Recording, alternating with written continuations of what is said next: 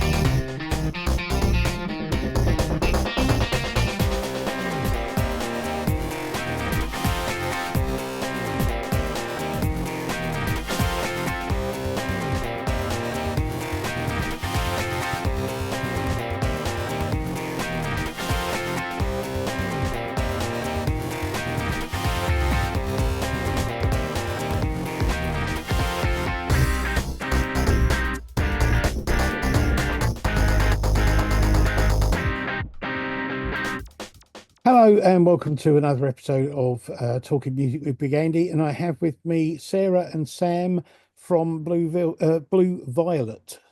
Hello. Hello, hello. Hi. I keep going to say Blue Velvet. You're not the only one, don't worry. How you doing? You've been doing some gigs and touring at the moment, so you We're good. recovered? We've got an off day today and then we're off to Leeds tomorrow. So we're good, if a little bit spacey, maybe. Okay, no, that's fine. That's fine. Now, normally when I do these things, I like to try and go online and find out as much as I can about the bands before I do the interviews. I can't say that I've been able to find out a huge amount about you, to be honest. Interesting.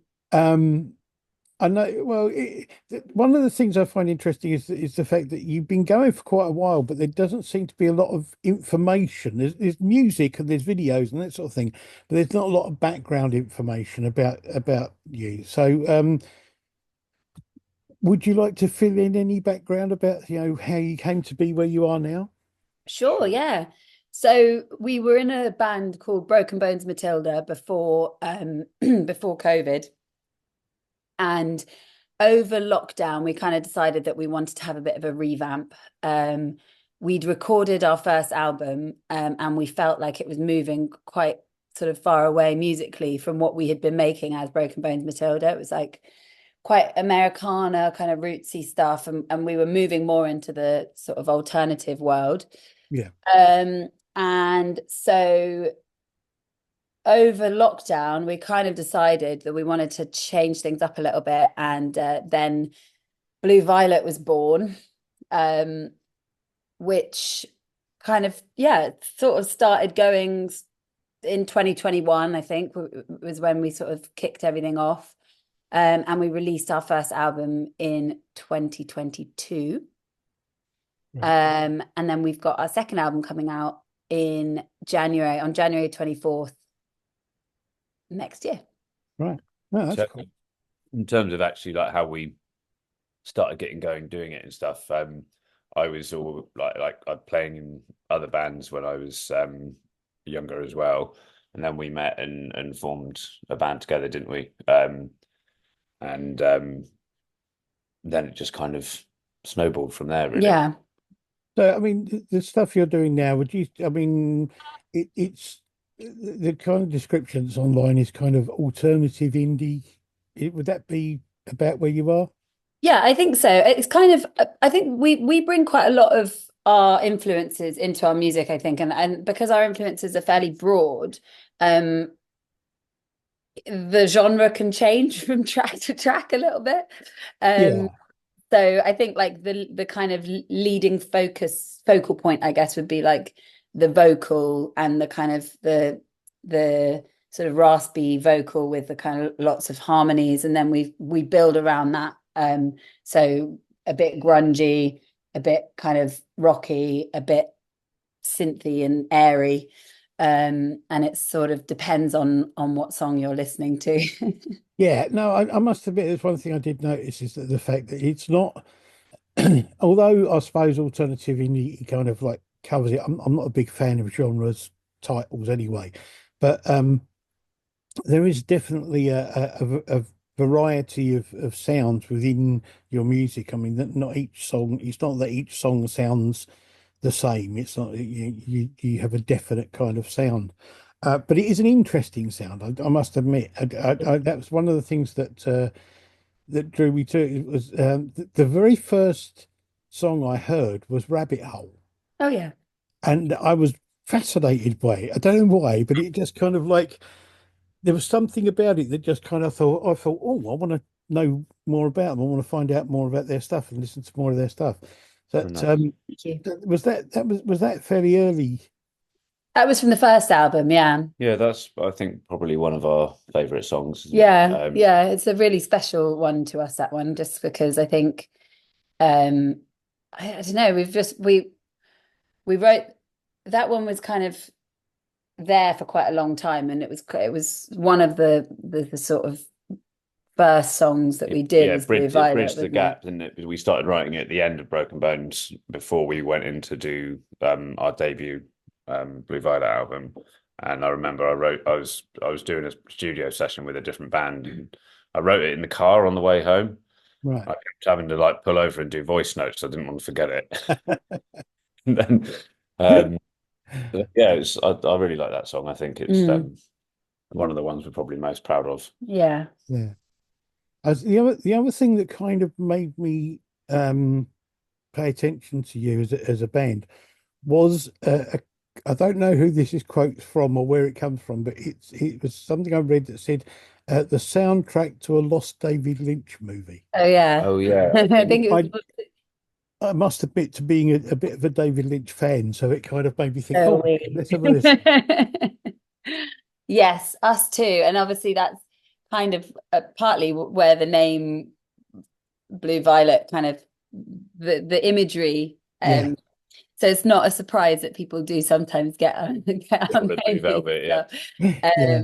But also I think the fact that we were using quite a lot of like baritone guitar and but it was just kind of, yeah, I guess that's where the kind of the comparison comes from, and there's a lot of that in the second album as well. So we were always kind of writing we're quite like visual people, I would say. So when Sam writes the kind of lyrics or the music, and then we kind of think about how it might look as well. And we've been really lucky with some of the people that we've worked with visually as well. We've found some really amazing artists to kind of collaborate. You have got some really good videos. There's some really, really Thank you. perfectly made videos. It's interesting. I was when I was listening, I don't know if they were an influence at all, but one of the bands that came to mind when I was listening, partly because of your voice, but also because of some of the space within the music and that sort of thing. One of the bands that came to mind when I was listening was the Cardigans. Oh yeah, I love Cardigans.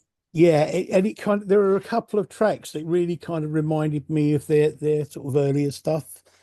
Yeah, were they an influence at all? definitely. I think all that kind of 90s, early 2000s music was, I mean, that's kind of the era of music that influenced us, I suppose, when we were teenagers. So we've got kind of a mixture in terms of like the sort of 70s rock vocals, like I don't know, like Stevie Nicks kind of style, and then the kind of grungier Britpop era, which is why it's been really fun touring with Echo Belly as well, because you know, that's kind of, yeah, it's just really great to be touring with a band that you admire. Yes, I can understand that. Now I saw I was a bit confused by this, Sarah. It says one of the things it said you got Scottish with Parisian roots. Sure. So I mean, so basically I have a Scottish dad and a French mum. all right, okay. I was just a bit sort of not sure about it. Okay. And an English accent. Yeah. Now, I mean, the first video of yours I watched, which I really liked, was Undercover. And the video for that I thought was quite an interesting thing. Is there a kind of, was there a definite sort of story to the way the video was done? You Can you remember? remember the Is video? it is it the one with the lips? Oh yeah. Is Yeah. that right? With the lips? Yeah. Yeah. Interestingly, with that one, we filmed a really long music video, and we got to the end of the editing process, and we did the whole thing, and then we just kept on getting drawn to this this bit that we'd filmed, which was just the lip, and we just thought it was really weird. I think that was the thing. I just remember thinking that just looks really weird. Maybe we should just do that. And so we did.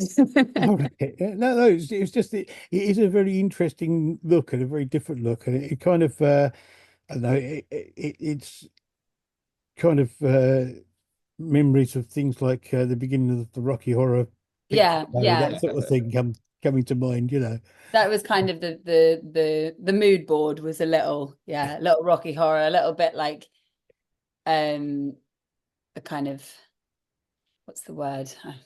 Sorry, my tall brain's just kicked in. No, it's fine. But yeah, and the kind of the color scheme as well is kind of just a bit trippy and a bit weird. So Yeah. that, yeah. But it's a very good video. Thank you.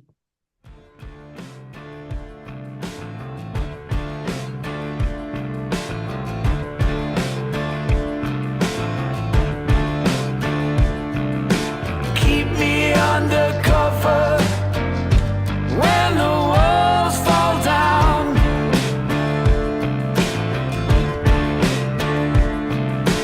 Love me, I'm your brother. Come to save this town.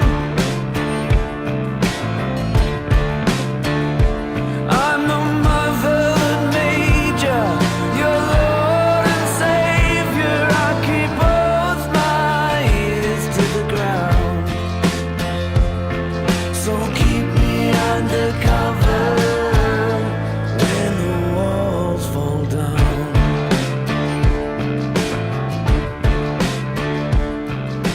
Keep me undercover when the sky. You did the first album in 2022, did you say? Well, it came out in 22, but we recorded late 2019. Yeah. And because we wanted to be able to tour the album, we waited on it until things opened up again after COVID. So it was that was kind of why it came out a bit later. Right. So and then you toured that around the country. Did you do in small clubs, or were you doing support slots like you have been with Echobelly? Bit of both, Bit of really, both, wasn't it? yeah. We've kind of we've been really lucky on, we've toured with quite a lot of artists, but with the first record we did do a headline tour as well to promote the album. Oh, okay, right, fine. I'm trying to go through video. Another video I like was it's kind of obviously by the writing at the beginning of it, it's got a very big ecological message, was White Beaches. Mm-hmm. Is that something that you are passionate about, or is it something you're Definitely. I think so the idea with that video, we wanted to make a video that had no impact itself, because music videos can be very wasteful. And so we just went to the beach and we just filmed some footage in England. And we worked with oh my God, what was the Surfers Against Sewage. Surfers Against Sewage, and they kind of supplied us with a load of information. But the idea behind the song itself was really kind of inspired by young activists. It was around the time that Greta Thunberg was sort of first emerging, and I think it was really inspirational to see so many young activists fighting for a cause that we should all be fighting for, and taking care of a planet that the generations before have been destroying. So it was just I think we felt very moved by that and very kind of inspired by that. And that was the purpose of that song. And I think we were drawing like the line that opens the song "Are You With Her" was intended in that way, and also kind of to ask if you were on the side of kind of Mother Nature, that Yeah. kind of concept that are you kind of, do you want to preserve what we've got, and are you on that side? Or yeah, and I think we're both very much like, we're people that are very connected to nature, and I grew up on the west coast of Scotland, which is really in the middle of nowhere, and you see all this incredible beauty, and you are very kind of driven to protect it. But No, nobody's perfect, obviously, and that was the No. other thing. We kind of didn't want it to be a sort of preachy climate change song. We wanted it to be like No, well, I mean, it these doesn't come amazing across. people that are doing stuff that is important. Yeah, I mean, it doesn't come across as preachy, and it doesn't come across with as being what I find sometimes with things that have a kind of a message of any, whether it be ecology or whatever, that they sometimes this tendency to kind of batter people over the head with the message, Yeah. so people then become bored with it and become like, I don't want to hear anymore. But that song definitely doesn't do that, and nor does the Thank you. video. oh, good. Thank you. That's really nice to hear, because that was the intention.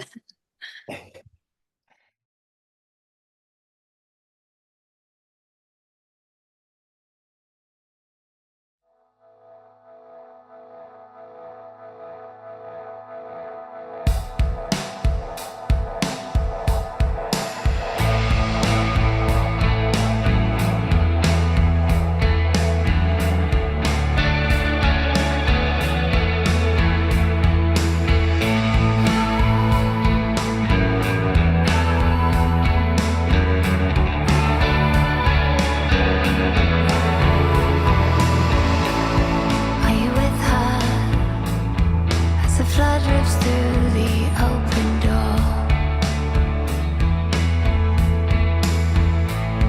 Are you with her as she takes up arms to win the war? Now we call out 'cause we need you to steer us past the hurricane.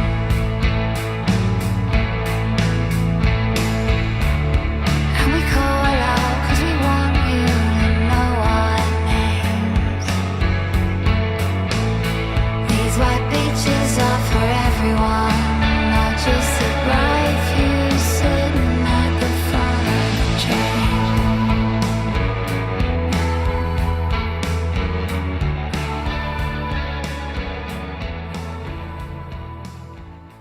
So you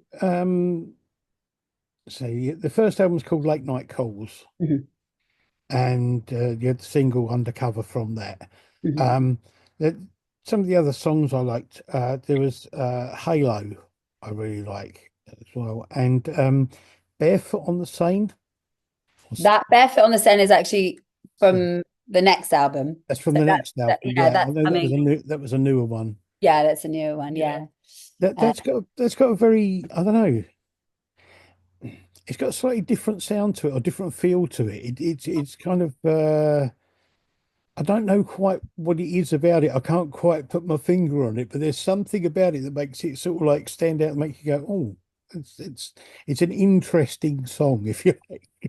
I think when we were recording it, one of the big things that we wanted to do was try and like take people by surprise with the chorus. So to make it quite a gentle and like almost ease you into Yeah. and then take you by surprise, or just so that had more of an impact. It's a song about it's a song about protest, really, and general protest. Again, Sam writes very observationally, so he likes to kind of observe the world and people and people's behaviors and all that, and then kind of create stories that are around that. And this song was written through sort of again observing a lot of protests going on worldwide, and then it was also supposed to be kind of a message of like empowerment and that love is the answer. Yeah. And so we wanted the chorus bit to be as impactful as possible Yeah, no, it works really well. It does. It really works well. by I was gonna luring ask, you into a false sense of security in the verse. I was going to ask actually, talking about that, how do you do the songwriting? Do you share it between you, or do you, how does it work? I usually come up with the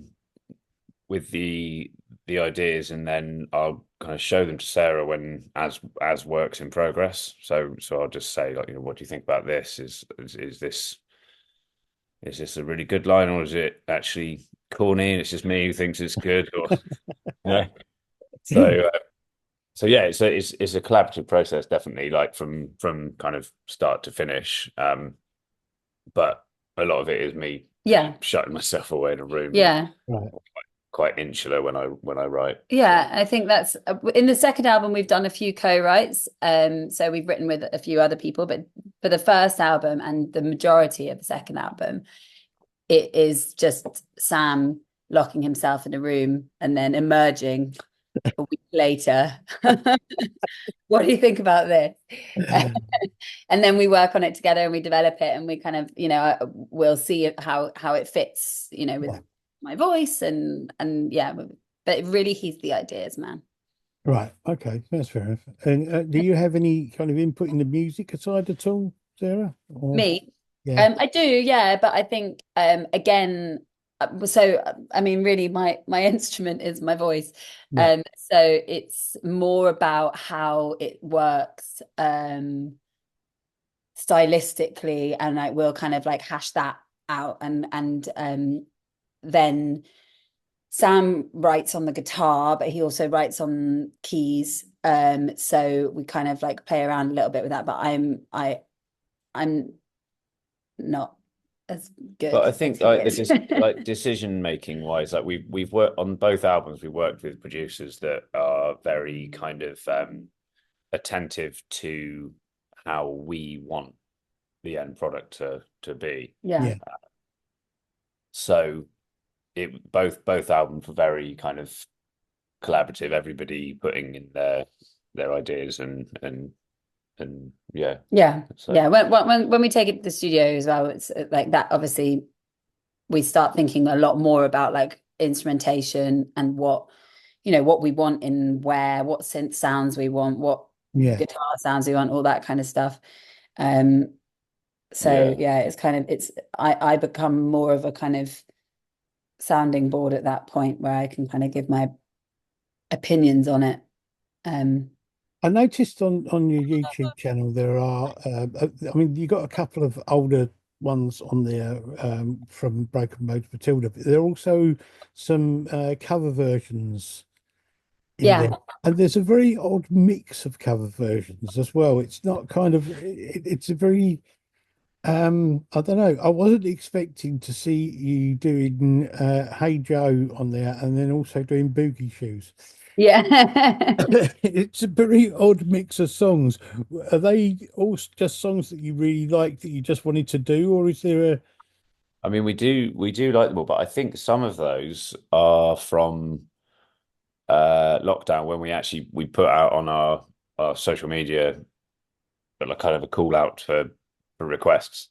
So Yeah. people would message us and just say, "Oh, can you play this?" And then we'd learn it. And Yeah, it was like kind of a moment of wanting a sort of bit more connectivity with people. Yeah. And we basically just said, look, we know you're all home doing nothing. If you want a song to accompany your evening of nothing, then let us know what you'd like it to be and we'll do it for you. So we did quite a lot of those.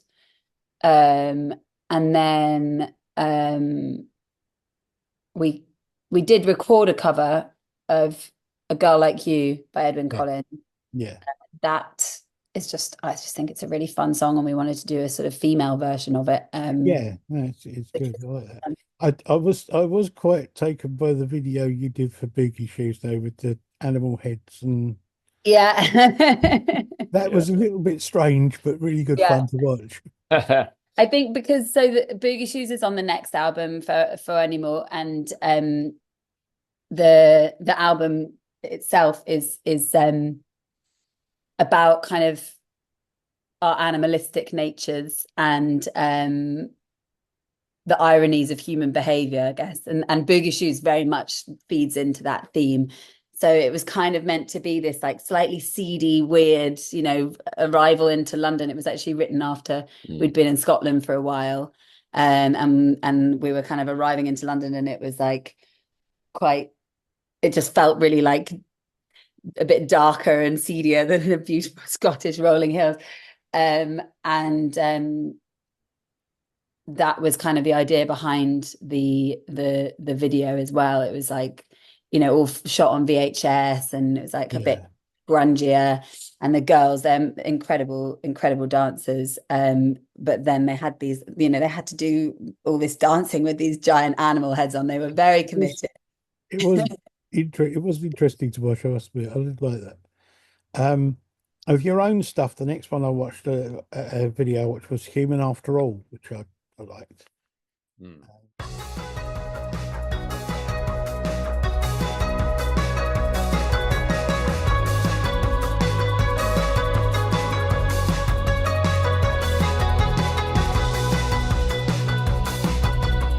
I want a country house in the middle of nowhere. I want to climb the spiral staircase and see that look on your face. I want 1,000 lives and one perfect death. All this and no less. All this and no less than to learn. I am only a human, I'm so small. I am only a human being after all. I am only a human after all. I am so small.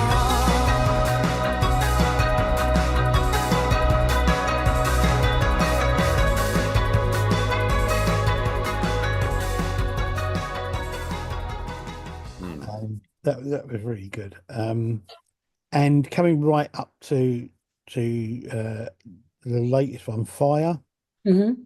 the last one. I think that's a great song, and it's a really good video as well.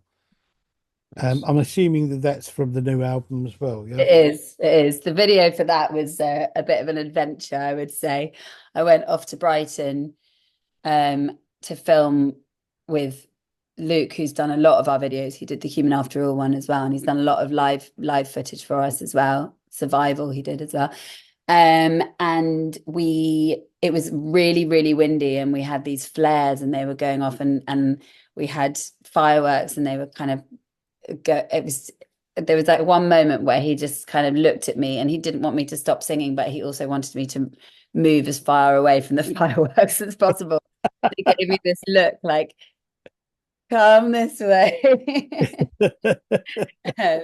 So it was quite an eventful video to shoot, but it was really good fun. I think he did an amazing job with it. So yeah. It looks really good. It's got a really good visual aspect to it. I nearly lost my eyebrows, but it was all worth it. It's one of the pleasures, I think, of doing music videos is you never quite know what you're going to get from them. Absolutely. Yeah. Definitely.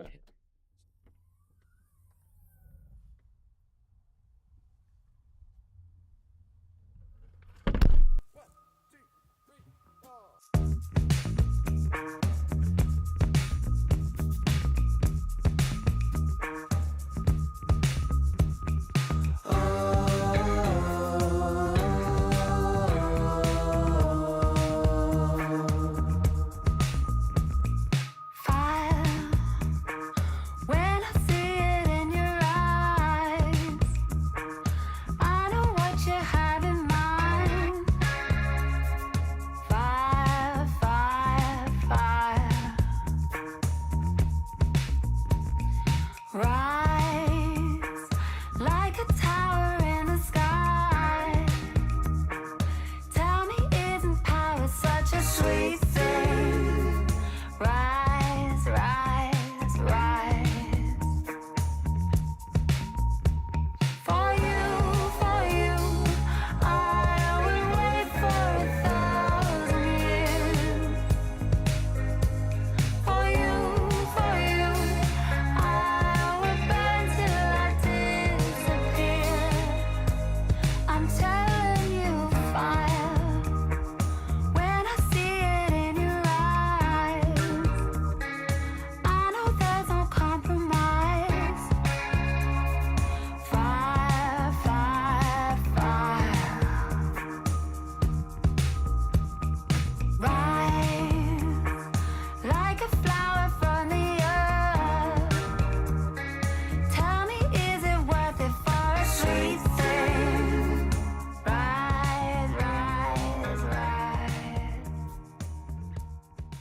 So the new album comes out in January.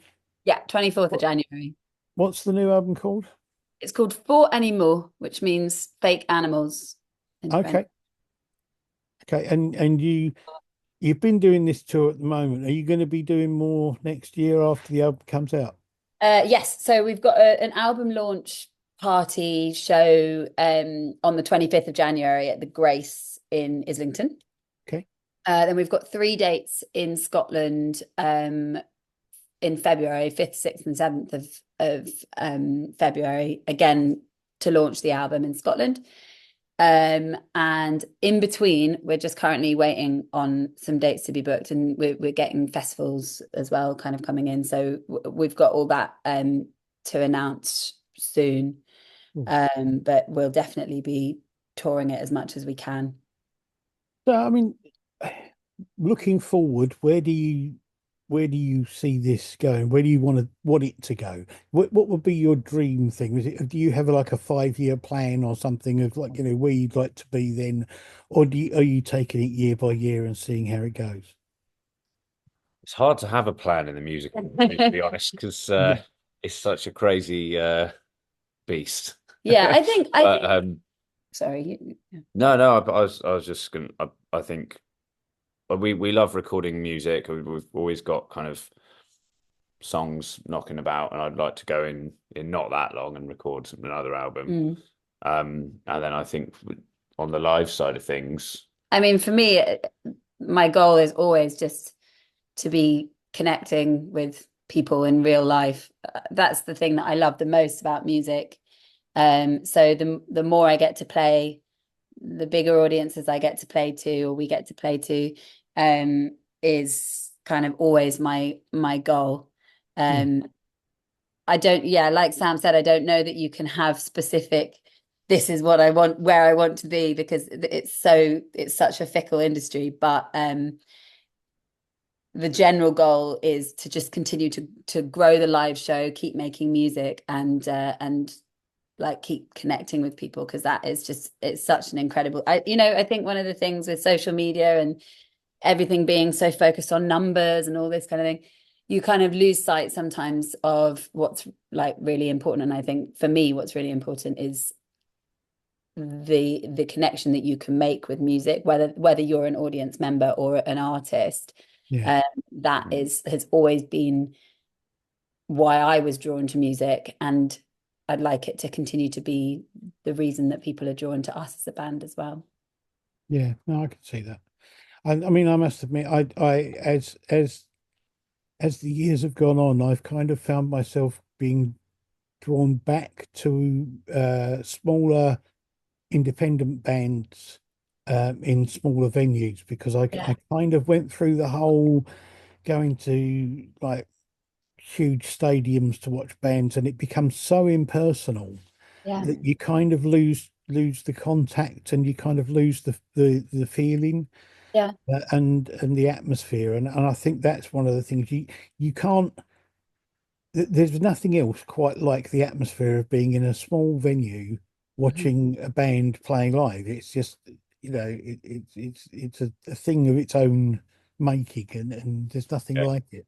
Definitely. And I also think people always ask you about how you feel going into a big crowd, right? So people are always like, oh, when you're singing in front of loads of people, it must be really nerve-wracking. I'm like, actually, because there is that level of disconnect, it's not actually you're not right in there with them. Yeah. In some ways, it becomes less personal, so you can detach yourself from it a little bit more, seen as when you're in those really small, like kind of gritty venues where you're basically face to face with people. It's so intimate, and it's really, I mean, you feel kind of like you're really giving a bit of your soul, you're kind of like right in there with people, and you're really getting to know people that have come to see you, and you get a chance to chat to them, and you get a chance to like, spend a little bit of time with the people that are listening to your music. That to me, it's always going to be the best part of it. I think even at festivals, if you go, I kind of gravitate towards the kind of, if they have like smaller tents with bands, kind of gravitate towards them rather than the big main stages. I always find them slightly more interesting somehow. Absolutely. And you discover music that way as well. You know, it's Well, that's kind of all the the whole point people of that- festivals, isn't Yeah, it? It's yeah, like, it's yeah. to discover new bands, and you're not going to get that on the main stage. Mm. Probably you're going to get it on No.